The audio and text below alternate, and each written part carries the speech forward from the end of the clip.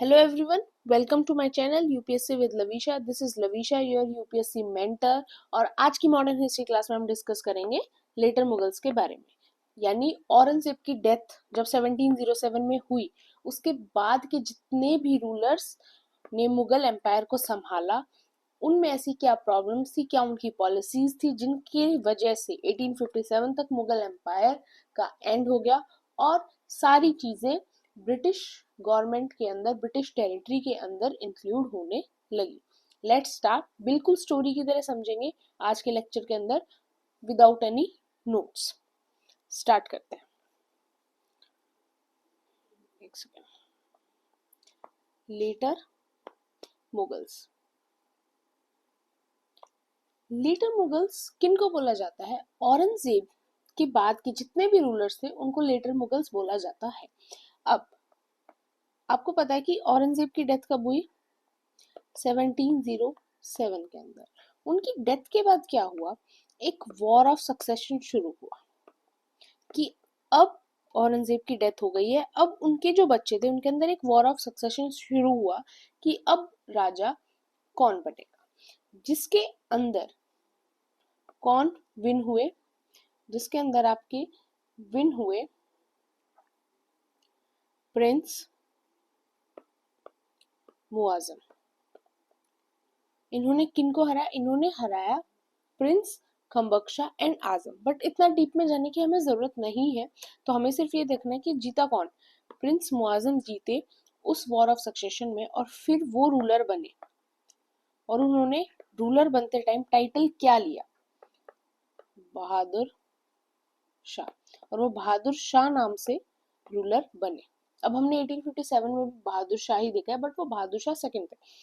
अब बहादुर शाह नाम से वो रूलर बने, बट प्रॉब्लम अब बहादुर शाह के साथ क्या थी?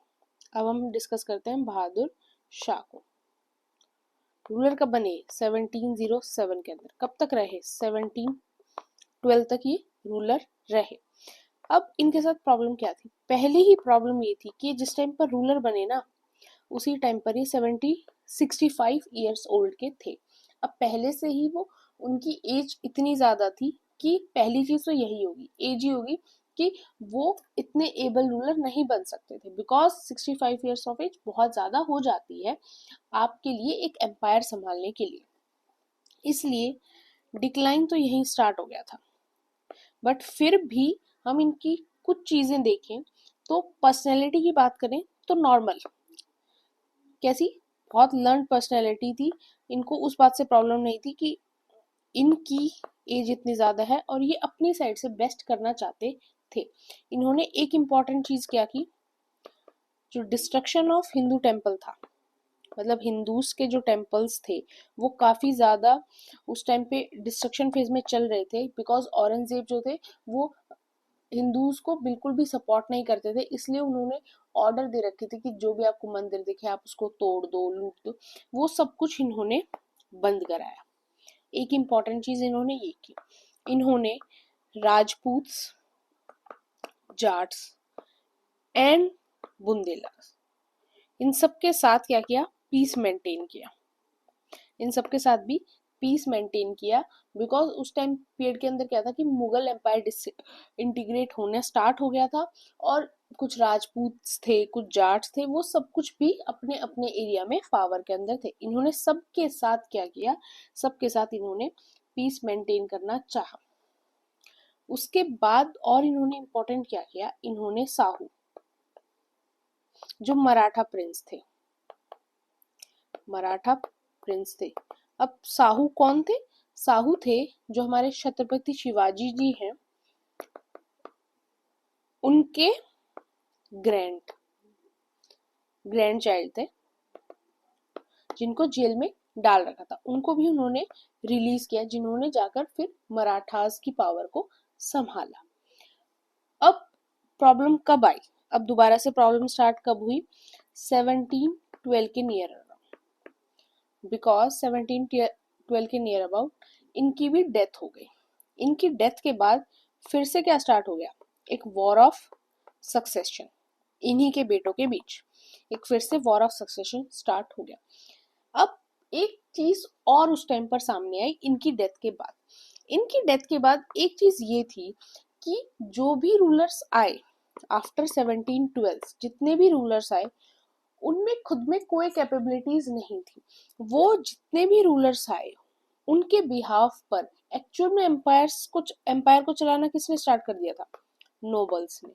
जो उस रूलर की टीम होती थी, कुछ इंपॉर्टेंट नोबल्स होते थे, जैसे अकबर के टाइम पे बीरबल थे, वैसे ही नोबल्स ने एम्पायर को चलाना स्टार्ट कर दिया। जिसको नोबल सपोर्ट करते वो राजा बन जाता। अगर वो राजा उन्हीं नोबल्स के अकॉर्डिंग ना चले, राजा बनकर, रूलर बनकर, तो फिर नोबल्स उसको हटा देते थे, फिर किसी और को सपोर्ट कर देते थे। और फिर कुछ टाइम पीरियड में ही ऐसा होने लगा कि नोबल्स ने सोचा कि उनकी पावर अच्छी है, तो उन्होंने ही मुगल एम्पायर को डिसइंटीग्रेट कर करके अपने अपने हिस्से भी डिवाइड करना स्टार्ट कर दिया, अपने अपने एरिया के ऊपर भी खुद से रूल करना स्टार्ट कर दिया। अब हम देखते हैं 1712 के बाद की स्टोरी। 1712 में जब वॉर ऑफ सक्सेशन हुआ, उसके बाद कौन जीता? उसके बाद आपके जीते जहांगीर शाह। जहांगीर शाह। जहांगीर शाह ने कितने टाइम तक रूल किया? सिर्फ इतना, 1 साल तक। अब सबसे इम्पोर्टेंट क्या है, ये कौन से नोबल के सपोर्ट से बने? उस टाइम के एक बहुत फेमस नोबल थे जुल्फिकार खान। जुल्फिकार खान, जिसके सपोर्ट से ये रूलर बने। इनके टाइम पीरियड के अंदर कुछ इंपॉर्टेंट चीजें इन्होंने की। क्या? एक तो abolished the jizya. Abolished the jizya text. जजिया टैक्स जो हिंदूज के ऊपर लगाया जाता था, इनको इसने अबॉलिश किया। उसके अलावा इन्होंने क्या किया? इन्होंने एक इजारा सिस्टम बनाया। इजारा सिस्टम बनाया। और ये इजारा सिस्टम क्या था आपका? इजारा सिस्टम के अंदर क्या होता था? जो टैक्स कलेक्शन आपका होता था वो कैसे होता था? टैक्स कलेक्शन आपका होता था by the bidding process. Mainly bidding process को यूज किया जाता था। जो लैंड थी उनकी बिडिंग होती थी, बिडिंग प्रोसेस को यूज किया जाता था।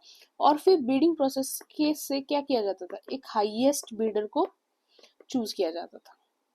हाईएस्ट बिल्डर को चूज किया जाता था और फिर वो हाईएस्ट बिल्डर को ही क्या मिलता था? Revenue contract. रिवेन्यू को कलेक्ट करने का कॉन्ट्रैक्ट मिलता था।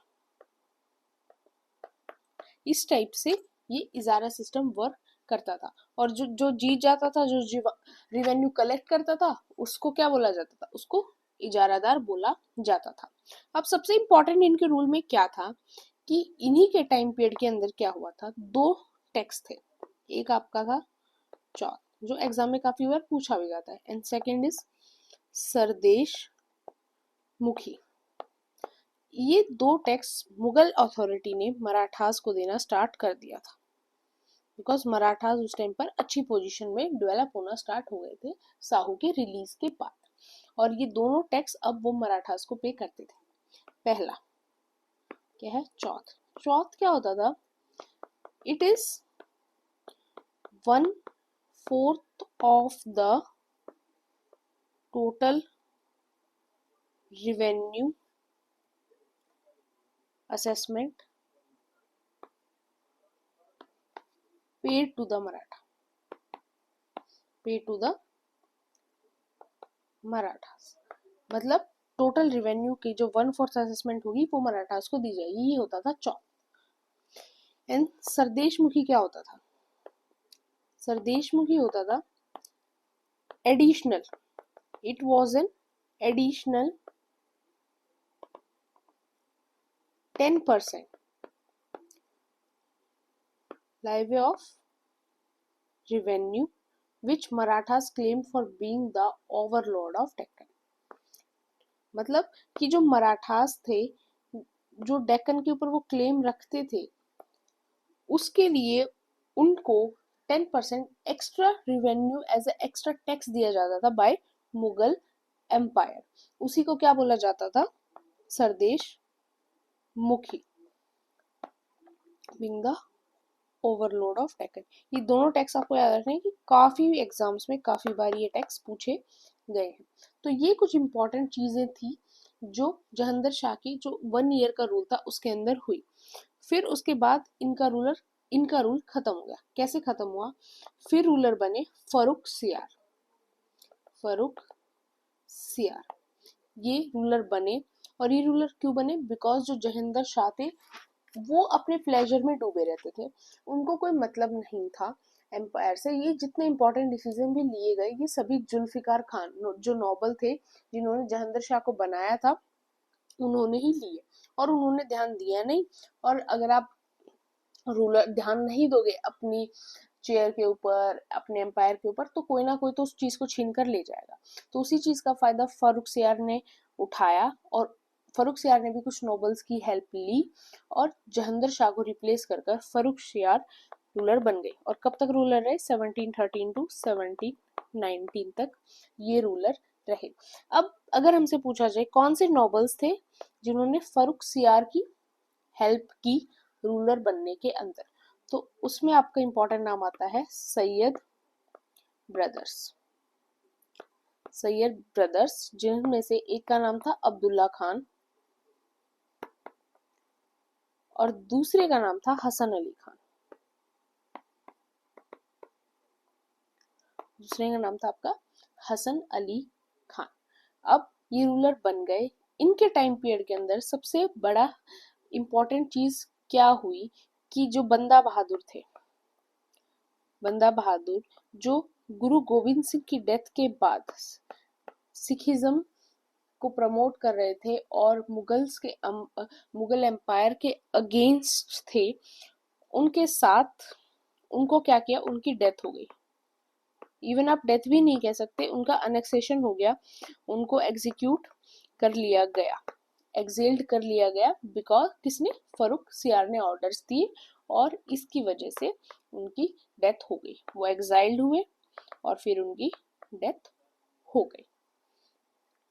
एक इम्पॉर्टेंट चीज ये हुई। उसके अलावा हिंदूज के लिए फर्रुख सियार की पॉलिसी काफी टॉलरेंस बेस्ड थी। वो काफी हिंदूज की तरफ, वो काफी नॉर्मल थे, वो हिंदूज की तरफ ज्यादा कोई प्रॉब्लम क्रिएट नहीं करते थे। अब एक चीज हो गया था कि एक चीज ये हुई कि जो फर्रुख सियार थे उनको कुछ मेडिकल इशू हो गया था। अब उस मेडिकल इशू का जो फायदा था वो उठाया ईस्ट इंडिया कंपनी ने, और उससे क्या हुआ? एक ब्रिटिश फिजिशियन थे विलियम हैमिल्टन नाम से, विलियम हैमिल्टन, उनको बुलाया गया फर्रुख सियार के लिए और उन्होंने उनको ठीक कर दिया। अब उसकी वजह से क्या हुआ? एक token of gratitude, token of gratitude जो था वो फर्रुख सियार ने किसको दिया? ब्रिटिश ईस्ट इंडिया कंपनी को। और उस टोकन ऑफ ग्रेटिट्यूड के अंदर क्या दिया? परमिट दिया ट्रेडिंग का, ट्रेड परमिट दिया, और काफी रॉयल तरीके से, रॉयल फरमान था वो ट्रेड, जिसके अंदर ट्रेड परमिट था ईस्ट इंडिया कंपनी के लिए, और जो उनके लिए काफी प्रॉफिटेबल भी आगे चलकर बन गया। और ट्रेड कहाँ कहाँ की ट्रेड परमिट मिली थी कंपनी को? बंगाल, मद्रास एंड बॉम्बे, इन तीनों जगह की ट्रेड परमिट भी कंपनी को मिल गई। अब प्रॉब्लम ये होने लगी कि फिर टाइम के साथ क्या हुआ कि जो फर्रुख सियार थे उन्होंने खुद ने क्या किया? उन्होंने सैयद ब्रदर्स की माननी छोड़ दी, जिन नॉवेल्स की वजह से वो राजा बने थे। हमने यहाँ पर देखा जिन नॉवेल्स की वजह से वो राजा बने थे उन्होंने उन्हीं की बातें छोड़ दी मानना और वो अपनी करने लगे। तो फिर अब सैयद ब्रदर्स को उनसे प्रॉब्लम होने लगी, तो सैयद ब्रदर्स ने क्या किया? उनको भी हटा दिया, उनकी डेथ हो गई, उनकी डेथ कर दी, उनको मार दिया। और फिर सैयद ब्रदर्स ने क्या किया? उसके बाद एक एम्पायर बने, एक एम्परर बने, जिनका नाम क्या था? मोहम्मद शाह। मोहम्मद शाह, और इनका रूल काफी लंबा रहा, 1719 टू 1748। अब ऐसा कहा जाता है कि ये लास्ट टाइम पीरियड था जिस टाइम पीरियड के अंदर भी अगर कोशिश करी जाती तो मुगल एम्पायर बच जाता। बट द प्रॉब्लम क्या थी कि जो मोहम्मद शाह थे वो मैन ऑफ द मूवमेंट नहीं थे, मैन ऑफ द मूवमेंट नहीं थे, बिकॉज वो एक इनकेपेबल रूलर थे। दूसरा, उनका आपको पता है फेमस नाम क्या था? रंगीला। उनको ऐसे रंगीला के नाम से वो ज्यादा फेमस थे बिकॉज वो फुल टाइम सिर्फ प्लेजर, ड्रिंकिंग, अल्कोहल अल्कोहल पीने में या फिर और कोई भी नशे करने के अंदर और प्लेजर के लिए वो इन्हीं चीज के अंदर इन्वॉल्व रहते थे। उनको एम्पायर से कोई मतलब नहीं था। इसी वजह से क्या हुआ कि ये इनको मैन ऑफ द मूवमेंट नहीं बोला जाता। और इन्हीं की वजह से इनके टाइम पीरियड के अंदर जो जो मुगल एम्पायर में हुआ उसके बाद तो कोई पॉसिबिलिटी ही नहीं थी कि मुगल एम्पायर दोबारा कभी रिवाइव हो सकता है। ये लास्ट टाइम था। बट इस टाइम के ऊपर मुगल एम्पायर को एक कैपेबल रूलर नहीं मिला, जिसकी वजह से मुगल एम्पायर डिसइंटीग्रेट होता चला गया। और इनके टाइम पीरियड के अंदर कुछ इंपॉर्टेंट चीजें हुई। अब वो हम एक एक करके नोट करते हैं। पहली चीज क्या हुई? इन 1717 के अंदर मुर्शिद कुली खान, मुर्शिद कुली खान ने क्या किया? बंगाल को फाउंडेड बंगाल, मतलब यहाँ से बंगाल का रूल अलग हो गया, मुगल एम्पायर से बंगाल हट गया। अब बंगाल को किसने संभाला? मुर्शिद कुली खान ने। इनके बाद बंगाल की 1717 से स्टोरी स्टार्ट हुई। 17 और फिर 1957 के अंदर, सॉरी 1757 तक ऐसे ही रूल चलता रहा मुर्शिद कुली खान का। इनके बाद फिर अलावर्दी खान का और फिर सिराजुद्दौला का। फिर 1757 में आपको पता ही है क्या हुआ? बैटल ऑफ प्लासी हुआ और फिर बैटल ऑफ बक्सर हुआ और फिर बंगाल का पूरा एरिया ब्रिटिश के कंट्रोल में आ गया। बट 1717 से लेकर 1757 तक रूल ऐसे ही चला, मुर्शिद कुली खान, इनकी डेथ के बाद अलावर्दी खान। अब प्रॉब्लम ये थी कि ये तो बंगाल की स्टोरी हो गई जो हम कल की क्लास में करेंगे कि कैसे ब्रिटिशर्स ने बंगाल का अनेक्सेशन किया। अब एक इम्पॉर्टेंट चीज यहाँ ये हो गई, बंगाल अलग हो गया। फिर नेक्स्ट चीज क्या हुई? 1722 के अंदर सादत खान ने भी एम्पायर को छोड़ा और किस एम्पायर को फाउंड किया? फाउंडेड अवध। इन्होंने भी अवध को फाउंड किया। ऐसे ही फिर अवध की स्टोरी चली। फिर अवध की स्टोरी भी कब खत्म हुई? 1764 के अंदर जब बैटल ऑफ बक्सर हुआ। और बैटल ऑफ बक्सर में अवध ने किसको सपोर्ट किया था? बंगाल को सपोर्ट था, इसलिए वो भी बंगाल के साथ साथ हार गए और उनकी भी टेरिटरी के मोस्ट ऑफ द राइट्स किसके अंडर आ गए? ब्रिटिशर्स के अंडर आ गए। और फिर वहां पर जो राजा बने वो सिर्फ ब्रिटिशर्स के अकॉर्डिंग चलते थे और उनके अकॉर्डिंग काम करते थे। फिर तीसरे आते हैं 1724 के अंदर। 1724 के अंदर कौन है? असफ शाह। असफ शाह, जो अशफ जाह थे, उन्होंने क्या किया? अशफ जाह ने किसको फाउंड किया? हैदराबाद, जो आप निजाम्स ऑफ हैदराबाद कहते हैं, हैदराबाद को फाउंड किया। हैदराबाद की स्टोरी भी ऐसे ही चली और बाद में चलकर हैदराबाद को भी ब्रिटिश टेरिटरी के अंदर आना पड़ा। कुछ वॉर्स हुए हैदराबाद के, वहां पर 3 कार्नेटिक वॉर्स भी हुए ब्रिटिश और फ्रेंच के बीच में। और लास्ट में सारी स्टोरी जैसे जैसे हम आगे बढ़ेंगे, लास्ट में हैदराबाद भी, जब तक ब्रिटिशर्स थे इंडिया के अंदर, ब्रिटिशर्स ने हैदराबाद को कंट्रोल किया। बट वहां पर जो राजा थे वो बने रहे। बस वो बात क्या थी कि वो मानते किसकी थी? ब्रिटिशर्स की ही बात को मानते थे, जिनको हम निजाम्स कहते हैं, निजाम्स ऑफ हैदराबाद। वो हम असफ जाह की वजह से ही कहते हैं। अब एक और इम्पॉर्टेंट चीज हुई, वो था 1739 के अंदर नादिर शाह का इंडिया को इन्वेड करना। नादिर शाह पर्शिया के थे, उन्होंने इंडिया को इन्वेड किया। और कब किया? 1739 के अंदर उन्होंने इंडिया को इन्वेड किया और किन को? मुगल्स को डिफीट किया। Defeated Mughals. और उस बैटल को क्या बोला जाता है? Battle of Karnal. Battle of Karnal के अंदर उन्होंने मुगल्स को डिफीट किया और इंडिया को लूट कर चले गए। उन्होंने दिल्ली के अंदर भी काफ़ी ज़्यादा मैस्करस, काफ़ी टेरिबल सिचुएशन क्रिएट करी। वो हमारा फेमस पीकॉक थ्रोन जो था शाहजहाँ के टाइम पे, उसको भी ले गए। हमारा जो कोहिनूर था, जो ककातिया डायनेस्टी को मिला था, उसको भी वो ले गए। अब उसके बाद नादिर शाह की तो डेथ हो गई थी कुछ टाइम पीरियड के अंदर। फिर एक और पर्सन आए इंडिया के अंदर, उनका नाम क्या था? अहमद शाह अब्दाली, जिनके साथ क्या हुआ? Third battle of Panipat. Third battle of Panipat हुआ। लेकिन थर्ड बैटल ऑफ पानीपत कब हुआ था? आपका 1761 के अंदर। तो वो जो 1761 का टाइम पीरियड है, वो तो मोहम्मद शाह के टाइम पीरियड से मैच नहीं होता, बिकॉज मोहम्मद शाह का टाइम पीरियड कब तक है? हमने अभी देखा था 1748 तक।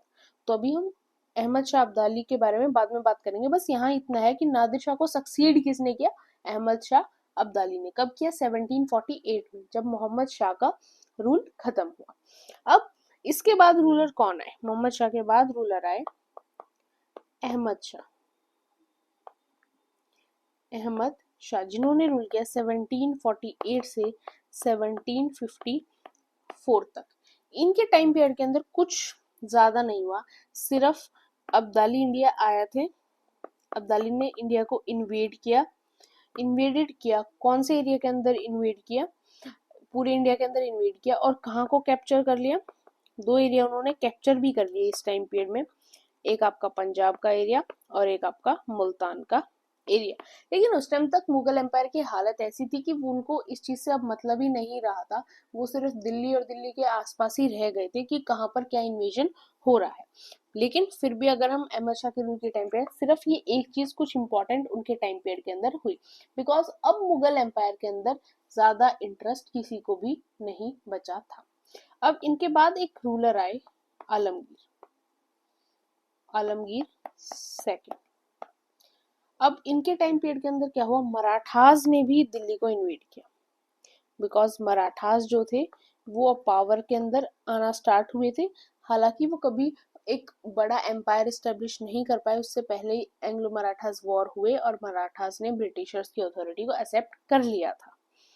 मराठास ने इस टाइम पीरियड के अंदर क्या किया? दिल्ली को इन्वेड किया। आलमगीर का टाइम पीरियड क्या था? 1754 टू 59 तक, नियर अबाउट 5 इयर्स।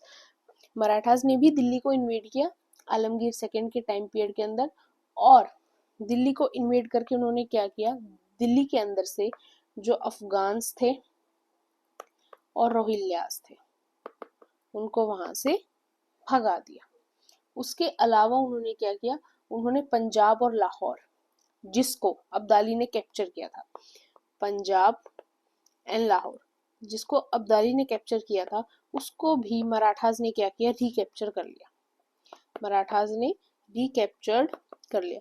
अब इस रिकैप्चर्ड की वजह से मराठास का डायरेक्ट क्लैश हो गया अब्दाली के साथ, बिकॉज अब्दाली के एरिया को, जो एरिया अब्दाली ने कैप्चर किया था, वही मराठास ने कैप्चर कर लिया। यही एक रीजन बना किसका? थर्ड बैटल ऑफ पानीपत का। अब यहाँ पर आलमगीर सेकंड के रूल के अंदर इतना ही हुआ। अब हमारे नेक्स्ट रूलर कौन आए? शाह आलम। शाह आलम सेकंड आए। अब शाह आलम सेकंड के टाइम पीरियड के अंदर क्या हुआ? सबसे इंपॉर्टेंट यही है, क्या हुआ? आपका third battle of Panipat. Third battle of Panipat हुआ। कब हुआ? 1761 के अंदर हुआ। शाह आलम का जो टाइम पीरियड था वो काफी लंबा रहा वैसे तो, 1760 से नियर अबाउट 1806 तक इनका टाइम पीरियड रहा। अब थर्ड बैटल ऑफ पानीपत में जीत किसकी हुई? अब्दाली की हुई और मराठास हार गए। और मराठा जो सरदार थे सदाशिव राव, उनकी डेथ हो गई। अब वो हम जब ज्यादा देखेंगे जब हम थर्ड बैटल ऑफ पानीपत को करेंगे। उसके अलावा शाह आलम के टाइम पीरियड के अंदर इंपॉर्टेंट चीजें क्या हुई? आपका battle of Buxar. Battle of Buxar जो आपका 1764 के अंदर हुआ था, इसके अंदर भी ब्रिटिशर्स जीत गए थे। और एक कंबाइंड फोर्स थी बैटल ऑफ बक्सर के अंदर, किसकी? शाह आलम की, जो बंगाल के उस टाइम पे राजा थे, मीर कासिम की, और अवध के राजा की। इन तीनों की एक अलायंस थी जिसको ब्रिटिशर्स ने हरा दिया था। और उसके बाद से ओडिशा, बंगाल, बिहार सभी का रेवेन्यू कलेक्शन, सभी की ट्रेडिंग राइट्स, सब कुछ दीवानी राइट्स जो थे ब्रिटिशर्स के अंडर आना स्टार्ट हो गए थे। और यहीं से ब्रिटिशर्स ने, एक ईस्ट इंडिया कंपनी ने इंडिया के अंदर अपना कंट्रोल इस्टेब्लिश करना स्टार्ट किया था। तो ये कुछ मेजर चीजें थी। फिर उसके बाद क्या हुआ कि इन शाह आलम की एक बैक स्टोरी थी जिसके अंदर इन्होंने रोहिल्यास के साथ कुछ सेक्सुअली कुछ चीजें बहुत गलत की थी। एक रोहिल्या सरदार थे जो बचपन में इन्हीं के किंगडम में रहते थे, इन्हीं के एम्पायर में रहते थे, उनको इन्होंने सेक्सुअली असॉल्ट किया था। ये बिहाइंड स्टोरी है, एग्जाम में लिखने के लिए नहीं, सिर्फ अंडरस्टैंडिंग के लिए, कि उनको इन्होंने बचपन में सेक्सुअली असॉल्ट किया था। तो जो वो रोहिल्ला सरदार थे, जब वो बड़े हुए उसके बाद उन्होंने भी दिल्ली आकर इनको परेशान किया और इनके साथ काफ़ी चीज़ें की, इवन इनको ब्लाइंड भी कर दिया। इनकी दोनों आंखें उन्होंने निकाल ली और दिल्ली को कैप्चर कर लिया। फिर ये सब चीज़ें जब हो रही थी उसके बाद क्या हुआ, ये सारी चीज़ें उन्होंने की किसके साथ, शाह आलम के साथ। और उसके बाद क्या हुआ, नाम क्या था उनका, रोहिल्ला लीडर का नाम मेंशन कर रही थी मैं, लोहिल्ला लीडर का नाम था गुलाम कदर, गुलाम कदर। ये सारी चीजें कब की गई, 1788 के टाइम पीरियड के अंदर, 1788 के टाइम पीरियड पे ये सारी चीजें की गई। लेकिन फिर क्या हुआ, उस टाइम पीरियड के अंदर मराठा में एक पेशवा थे जिनका नाम क्या था, महजी सिंधिया। उन्होंने फिर दोबारा से ब्लाइंड फोल्डेड शाह आलम को ही दिल्ली का रूल दे दिया और जो वहां पर रोहिल्यास थे, जो गुलाम सरदार थे, उनसे लड़कर उनको क्या किया, वहां से भगा दिया। ये चीज किसने की, महाजी सिंधिया ने। किसके लिए, शाह आलम के लिए। बट ऐसे कोई फ्रेंड रिलेशन की वजह से नहीं, बिकॉज महाजी सिंधिया को पता था कि जो मुगल एम्पायर है वो खत्म हो चुका है, तो अगर ये रूलर्स रूल भी कर रहे हैं तो उस चीज से कोई फर्क नहीं आने वाला, इसलिए उन्होंने ऐसा किया। तो ये इंपॉर्टेंट चीजें थी जो शाह आलम के रूल के टाइम पीरियड के अंदर थी। अब उसके बाद सिर्फ दो रूलर और आए। एक आए आपके अकबर सेकेंड, जिन्होंने रूल किया 1806 से 1837 तक। बट इनके एम्पायर के टाइम पीरियड पे ऐसा कुछ इम्पोर्टेंट नहीं हुआ इनके रूल के अंदर। सिर्फ इतना हुआ, एक इम्पोर्टेंट चीज इनके बारे में ये है कि जो राजा वर्ड है, जो कहाँ हम राम मोहन रॉय के आगे लगाते हैं, राम मोहन रॉय के आगे, राजा राम मोहन रॉय बोलते हैं ना, तो जो एक बहुत बड़े सोशल रिफॉर्मर थे, तो उनके आगे का जो ये राजा वर्ड है ये किसने दिया था, अकबर सेकंड ने उनको दिया था। और इसके टाइम पीरियड पे क्या, और उनके टाइम पीरियड पे कुछ इंपॉर्टेंट नहीं हुआ। हाँ, ये तो ऑब्वियस है कि ब्रिटिश एम्पायर तो इस्टेब्लिश हो ही रहा था, मतलब ब्रिटिशर्स तो सभी टेरिटरीज को अपने अंडर स्टार्ट कर ही चुके थे लेना। इवन 1806 तक तो उन्होंने पूरा बंगाल, मैसूर का रीजन, टीपू सुल्तान की भी डेथ हो चुकी थी 1799 के अंदर, और ऐसे करके मैसूर को, मराठास को, सबको अपने कंट्रोल में ले लिया था। बट उन चीजों से मुगल एम्पायर को फर्क नहीं पड़ता था, बिकॉज वो तो ऑलरेडी डिक्लाइन हो ही चुके, सिर्फ नाम के रूलर्स बचे थे। ऐसे ही एक नाम के और रूलर आए, उनका नाम था बहादुर शाह सेकेंड। बट एक प्रॉब्लम और ये थी कि मुगल्स, पहली बार ऐसा हो रहा था इंडिया के अंदर कि मुगल्स डिक्लाइन हो रहे थे, बट किसी और एम्पायर के राइज होने की उम्मीद नहीं थी। ऐसा नहीं था, जैसे नॉर्मली हम हिस्ट्री में क्या देखते हैं कि हाँ ये एम्पायर डिक्लाइन हुआ इसलिए ये एम्पायर, फिर इस एम्पायर ने अपनी जगह बनाई और ये एम्पायर एस्टेब्लिश हो गया। बट जब मुगल्स डिक्लाइन हो रहे थे उस टाइम पीरियड के अंदर इंडिया में भी और बाहर भी ऐसा कोई एम्पायर नहीं था जो मुगल एम्पायर को रिप्लेस कर सके, या जो जगह इंडिया के अंदर मुगल एम्पायर ने बनाई थी उसको बना सके, उसका 10% भी बना सके। मराठास में वो कैपेबिलिटी स्टार्टिंग में दिख रही थी, but after third battle of Panipat वो चीज पॉसिबल नहीं हुई। फिर दोबारा से मराठास ने थोड़ी सी रिकवरी दिखाई, बट मराठास में जो इंटरनल कॉन्फ्लिक्ट्स होते हैं वो बहुत ज्यादा थे, जिसकी वजह से वो चीज पॉसिबल नहीं हो पाई। ये हम अपनी अपकमिंग क्लासेस के अंदर डिस्कस करेंगे। अब बहादुर शाह जो सेकंड थे, उन्होंने रूल किया 1837 से 1857 के अंदर। इनके टाइम पीरियड के अंदर भी कुछ इंपॉर्टेंट नहीं हुआ, जस्ट जो आपका 1857 का रिवॉल्ट हुआ उसके जो सिंबल थे एज ए सिंबल इनको यूज किया गया, बिकॉज एट लास्ट वो मुगल एम्पायर के रूलर तो कहला ही रहे थे, तो इनको सिर्फ यूज किया गया, एज इनका नेम यूज किया गया। बट फिर पॉसिबल कुछ था नहीं, 1857 का रिवॉल्ट इंडियंस हार गए थे, और फिर इनको आज का जो म्यांमार का रीजन है वहां पर इनको एग्जाइल कर दिया गया, और वहीं इनके कुछ टाइम पीरियड के अंदर डेथ हो गई, और इस तरह से आपके मुगल एम्पायर का डिक्लाइन हो गया। अब अगर हम कोई आपसे पूछे कि डिक्लाइन होने के रीजन क्या क्या थे, डिक्लाइन होने के सभी रीजंस थे। एडमिनिस्ट्रेशन जो सिस्टम था उसका जो मतलब जैसे हम संभालते हैं एडमिनिस्ट्रेटिव सिस्टम, उसका जो डेकोरम था वो सब कुछ खत्म हो चुका था। जो नोबल्स थे, नोबल्स में इंटरनल कन्फ्लिक्ट्स बहुत ज़्यादा थे, तो ये वन द इम्पोर्टेंट रीज़न था। एक आपका जागीरदारी क्राइसिस, जागीरदारी क्राइसिस ये भी one of the important reason था मुगल एम्पायर के डेथ का, सॉरी मुगल एम्पायर के डिक्लाइन होने का, बिकॉज जागीरदारी सिस्टम के अंदर क्या था कि जो जागीर दी जाती थी नोबल्स को, बट सभी नोबल्स अपने आप को इतना सुपीरियर मानने लगे थे कि अब उस सिस्टम का कोई मतलब नहीं रहा था, जिसकी वजह से क्या होता था कि जो नोबल्स थे वो आपस में ही लड़ाई करना स्टार्ट कर दी थी उन्होंने, कि हाँ उनको ज्यादा वैल्यू मिलनी चाहिए, उनको ज्यादा वैल्यू मिलनी चाहिए, जिससे भी काफी ज्यादा कन्फ्लिक्टिंग सिचुएशन उस टाइम पीरियड के अंदर आ गई थी। एक रीजन था कि औरंगजेब की डेथ हुई 1707 में। अब 1707 तक औरंगजेब ने सिर्फ मिलिट्री के ऊपर ध्यान दिया, अपने एक्सपेंशन पे ध्यान दिया, जिसकी वजह से भी जो एम्पायर का रिवेन्यू था वो भी काफी ज्यादा कम हो चुका था, जो एम्पायर की ट्रेजरी थी वो भी काफी ज्यादा कम हो चुकी थी। और एक इम्पोर्टेंट क्या हो सकता है, इनकैपेबल रूलर, इनकैपेबल रूलर। अब कोई रूलर ऐसा आया ही नहीं जो सारी चीजों को दोबारा से रिकवर कर सके, ऐसा भी कोई रूलर उस टाइम पीरियड के अंदर मुगल एम्पायर के अंदर नहीं आया। अगर हम सोशल रिलीजियस कॉजेज की बात करें तो जजिया टैक्स जो था वो रीइम्पोज्ड हुआ, फिर हटा दिया गया। ये चीजें भी जो लोगों के सेंटिमेंट्स थी उनको काफी हर्ट कर रही थी।